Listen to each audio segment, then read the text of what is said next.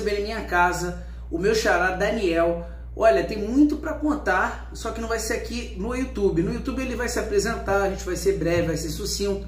Vamos falar um pouquinho da carreira dele como biólogo, tá certo? Ele é cientista biólogo e ele é formado na UFRJ. Ele vai se apresentar para vocês e a parte polêmica eu vou dizer aonde vocês vão achar, tá bom?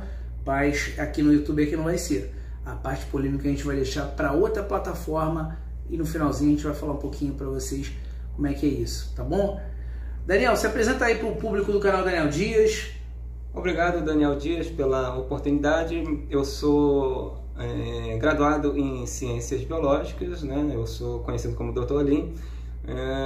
Fiz mestrado e doutorado acadêmicos na área da ecologia, trabalhando com a ictiofauna da Floresta Nacional Saracataquera, em Porto Trombetas, no Pará.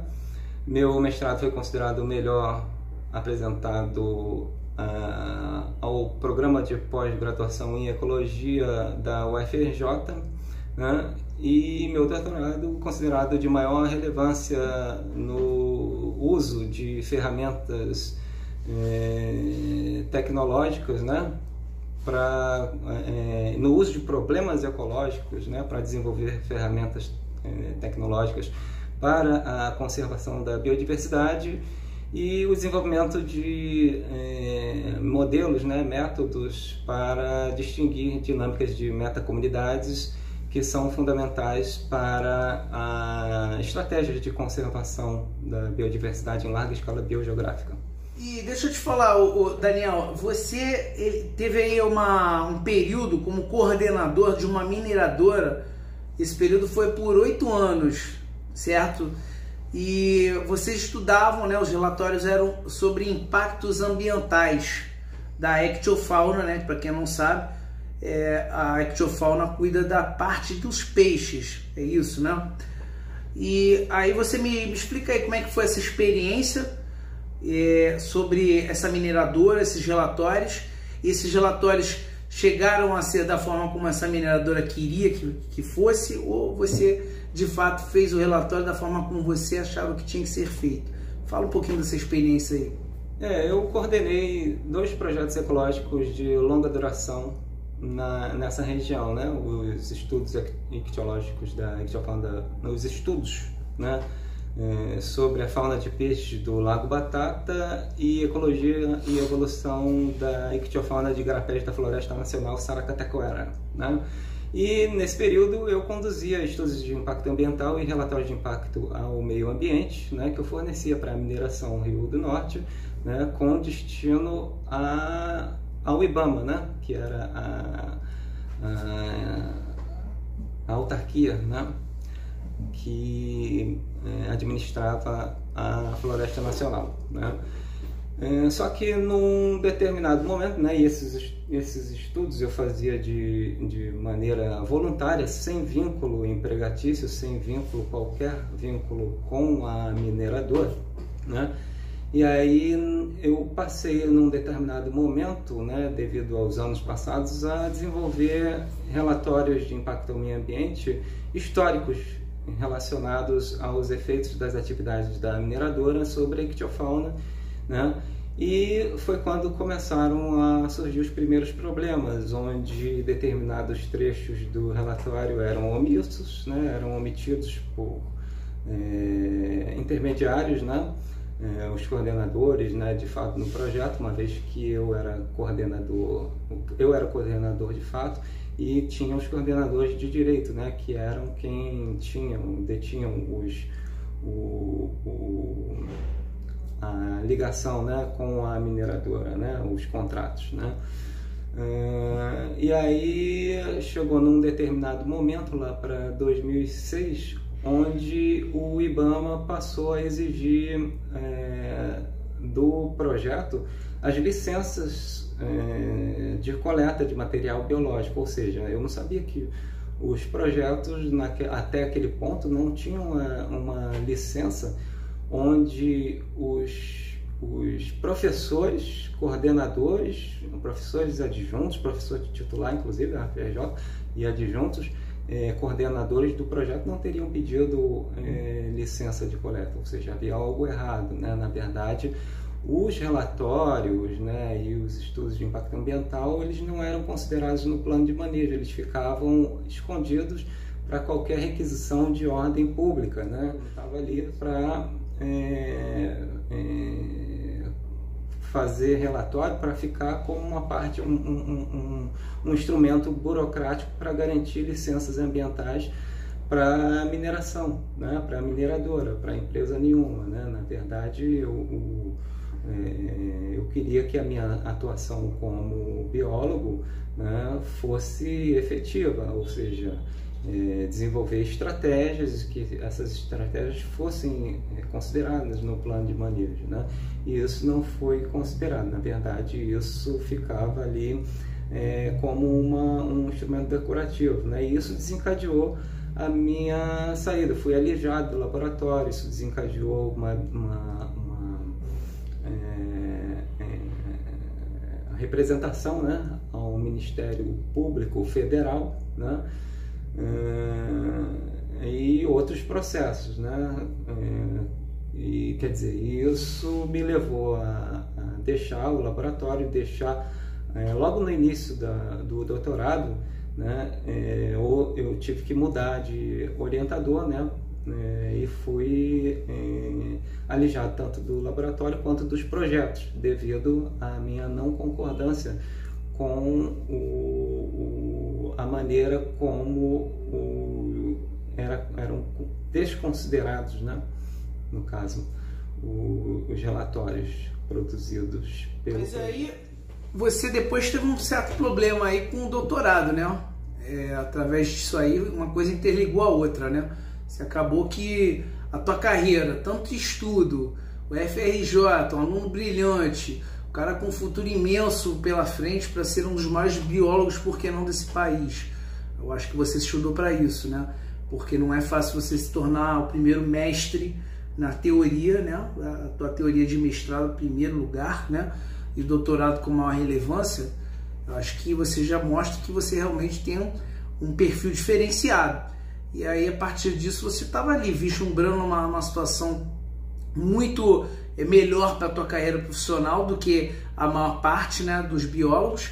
Você está almejando as primeiras colocações no mercado de trabalho e, de repente, vem o susto, né? Vem o pesadelo esse que não acabou, né? Porque você tem tudo isso na mão, mas ao mesmo tempo como se não tivesse nada, né? Fala um pouquinho sobre isso aí, sobre esse doutorado aí, sobre essa situação que emperra a tua vida profissional. Eu poderia ter me tornado um dos principais ecologistas, né, do país, né? Mas aí o que aconteceu é que eu mudei de orientador e o meu novo orientador na época era esquivo, né? Ele tinha uma ligação com a minha antiga orientadora, então ele era esquivo. E você não consegue defender uma tese de doutorado se você não tem contato com seu orientador, né? Se marcava reuniões e não ia, né? Então eu precisava pelo menos da assinatura dele em alguns documentos para poder defender a minha tese, e isso não aconteceu. Eu recorri à coordenação do PPGE, né, que é o Programa de Pós-Graduação em Ecologia da FRJ, né, e não obtive sucesso nas respostas, né? E aí acabou que passou o tempo, eu tinha a tese pronta, passou o tempo e eu não consegui defender. E aí, a partir daí, a culpa é toda do aluno, né? E começam a vir os processos, né, em relação, por exemplo, à taxa de bancada, né? Então veio o processo do CNPq, da auditoria do CNPq, né? Veio o processo e aí eu tinha sempre algo, né? Porque eu denunciei o caso ao Ministério Público Federal, então me defendi a partir disso, né? E isso foi segurando, né, as cobranças do CNPq, né? Eu levei o caso à CPG, né, da UFRJ, para tentar pedir, me opor ao jubilamento, né?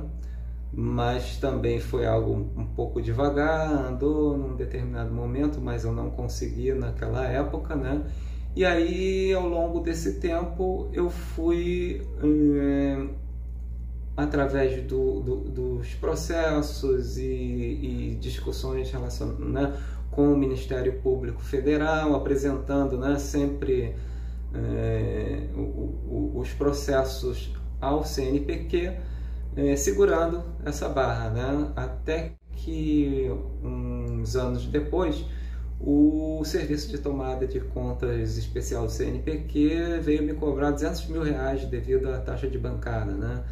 E aí eu apresentei, né, a eles toda a problemática, né? Eu já tinha, né, algo, né, pronto, né, para apresentar. E, quer dizer, escrevi, né, eu tinha 5 dias corridos, né, para apresentar uma defesa. Eu apresentei a defesa ao CETES e isso desencadeou o meu reingresso, né?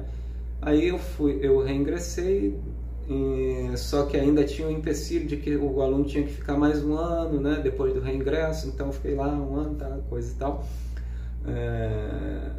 e defendi o meu doutorado ao final de 2018, mas ainda até hoje não consegui o meu diploma. Eu tenho a comprovação, meu doutorado foi concluído, né, e isso vale como comprovação, né, do título de doutor em ecologia, mas até hoje, por algum motivo, eu não consegui o meu diploma, ter o diploma em mãos.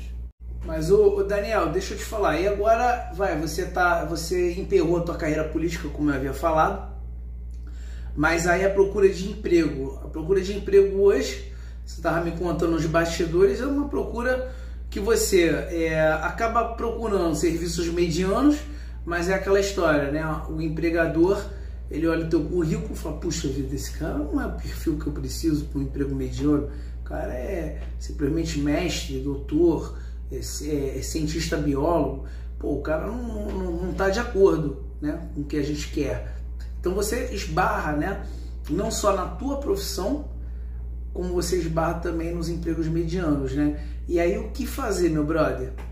Pois é, aí depois que isso aconteceu, eu realmente, devido à complexidade de situações, né, envolvidas, né, em ter que elaborar representação, Ministério Público Federal, defesas, só eu poderia fazer isso, não tinha como recorrer a advogado, etc., né, porque era um problema também de ordem pública, né, que envolvia crimes na administração pública, né,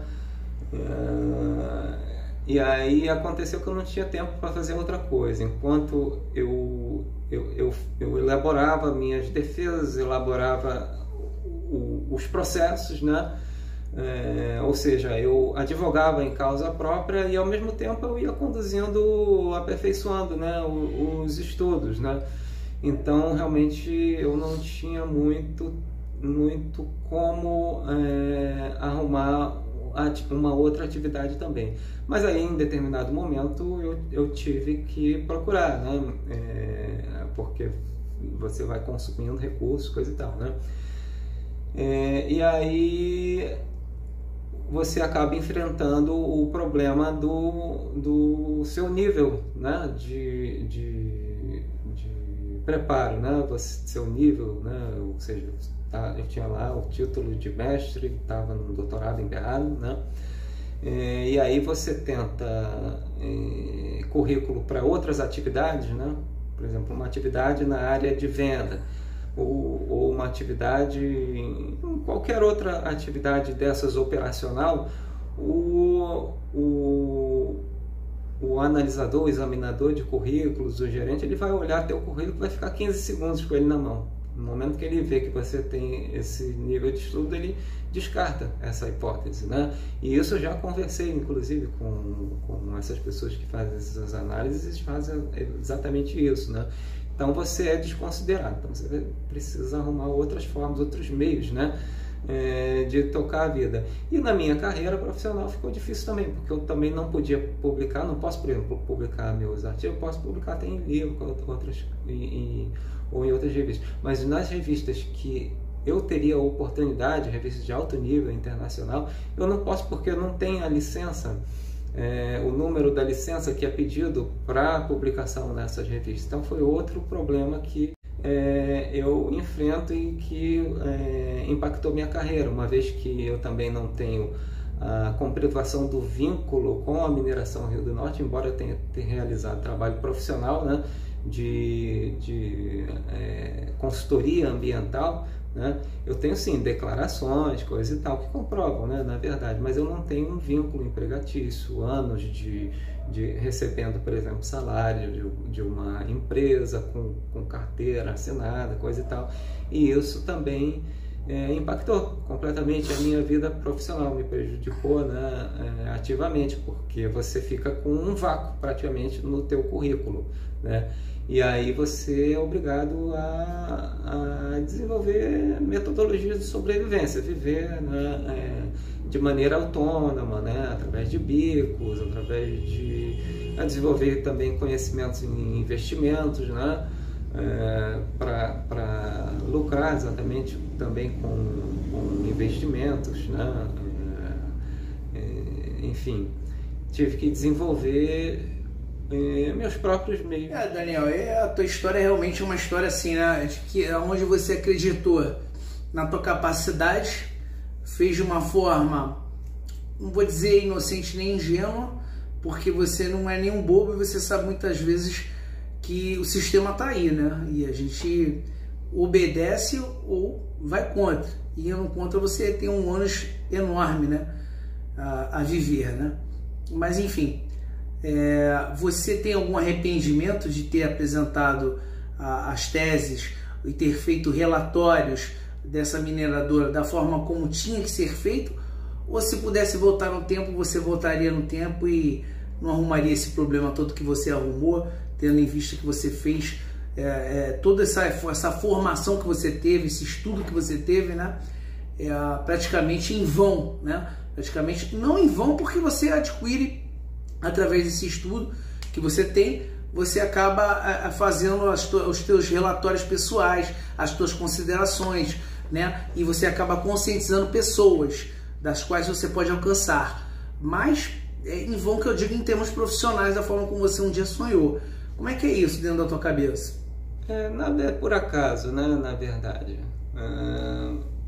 as coisas vão acontecendo, né, de uma maneira que elas vão guiando a sua vida, e aí você vira o resultado das suas experiências, né? Então, quer dizer, e acumula muito conhecimento em relação a isso, você acaba sendo preparado para uma outra coisa na sua vida, né? Às vezes eu penso, né, que talvez hoje, com a experiência atual, eu pudesse ter manobrado, né? Mas enfim, não adiantaria ficar num ambiente onde você tem um pensamento distinto de todos os outros, ou da grande maioria de todas as outras pessoas que estão naquele ambiente, né? Que se dizem a favor da classe operária, que se dizem anticorporativistas, mas na hora H agem exatamente para favorecer o próprio corporativismo, né? É isso que acontece dentro das universidades brasileiras, né? Então eu ficaria ali como um peixe fora d'água, né? Talvez eu teria, se eu fizesse, né, parte daquele esquema sem me voltar contra aquilo, talvez eu obtivesse algo pessoal, né? Benefícios pessoais. Só que eu não vim na minha vida para obter benefícios pessoais, né? Na verdade, eu vim exatamente para tentar trazer, né, agir em benefício do bem comum, né? Então aconteceu, e aí as experiências, né, me trouxeram muita experiência de vida também, né? Então eu tive uma grande experiência de vida na região, e aí depois, porque as dificuldades, né, elas fazem com que você cresça, né? Como eu digo, mar calmo não faz bom marinheiro, né? Então, quer dizer, a cruz que você carrega é do tamanho do abismo o qual você pode atravessar, né? Do vale, né, que você pode atravessar, né? E aquilo faz com que você cresça e você desenvolva outros objetivos. Então, assim, como o Nelson Rodrigues foi Nelson Rodrigues, e ele falava que a redundância era burra, era maravilhoso o Nelson Rodrigues falar isso, né?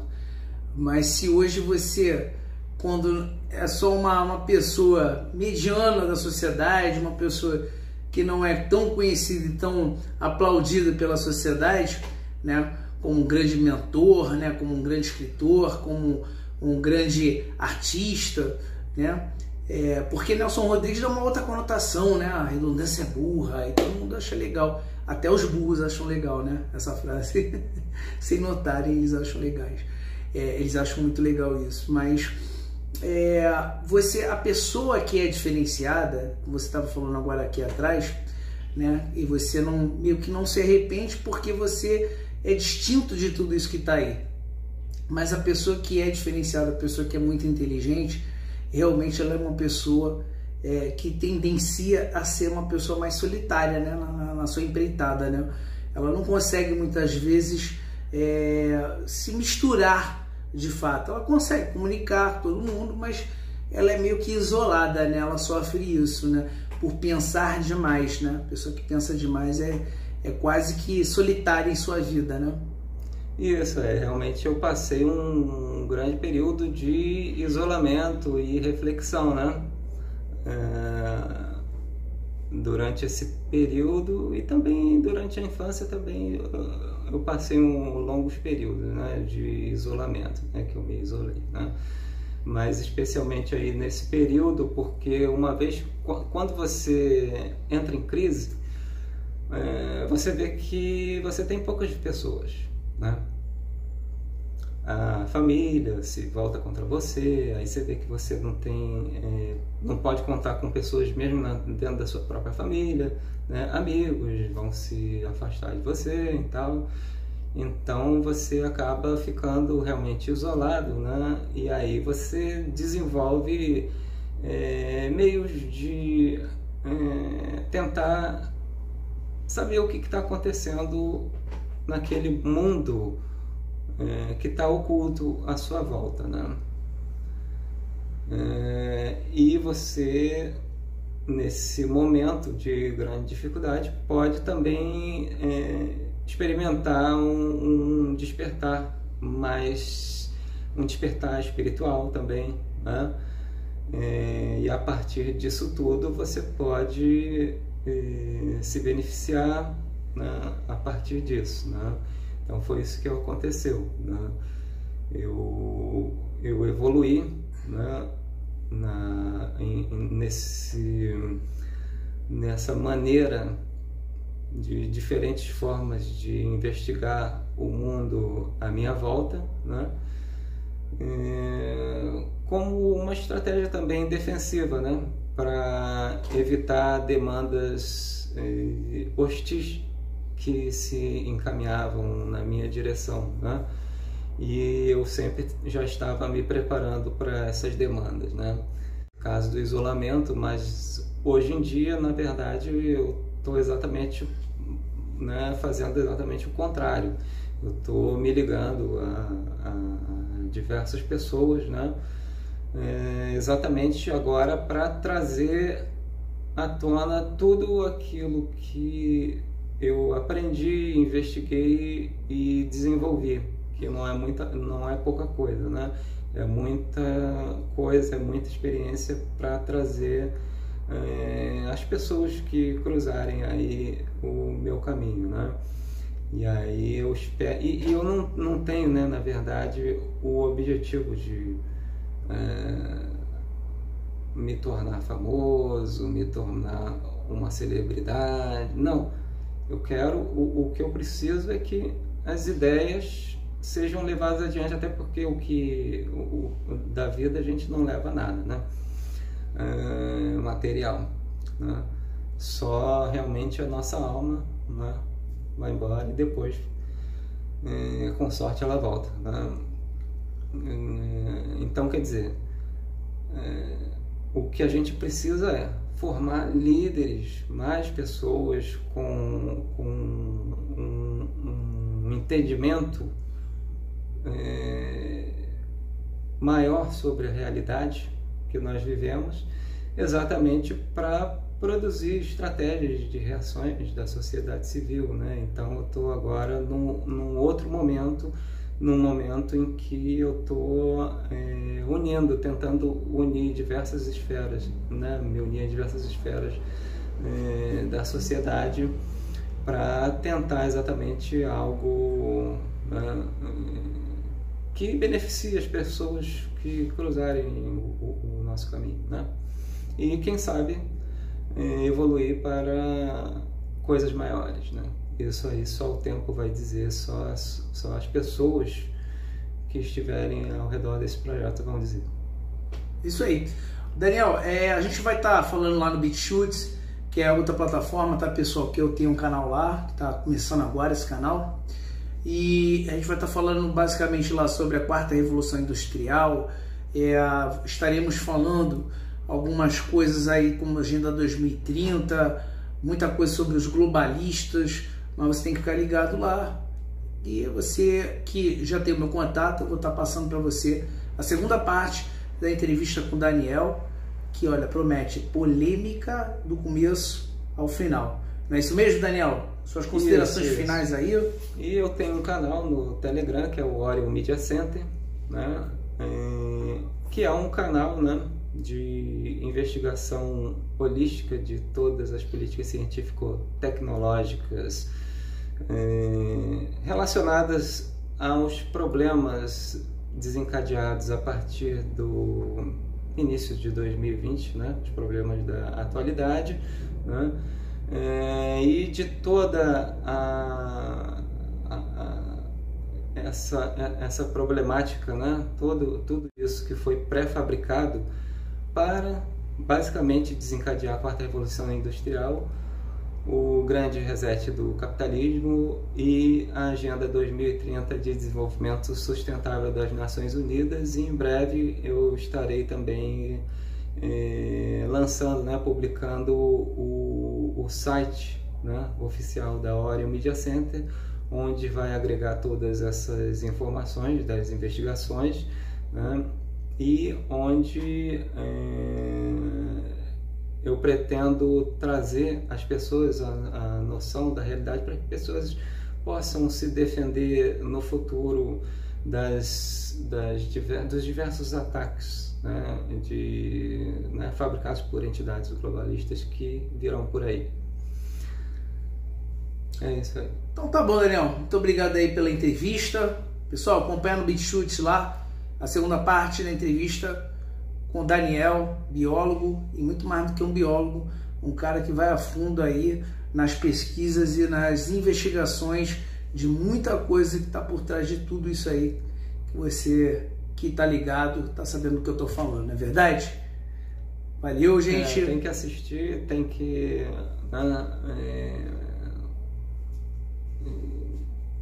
se agregar aí a ideia, né? Porque só com união que nós vamos poder mudar o rumo, pelo menos da situação daqueles que abrirem o coração para a realidade. E aquela coisa, né? A gente não, você pode até não acreditar, mas você tem que pelo menos começar a abrir os olhos, o ouvido e o coração para se informar.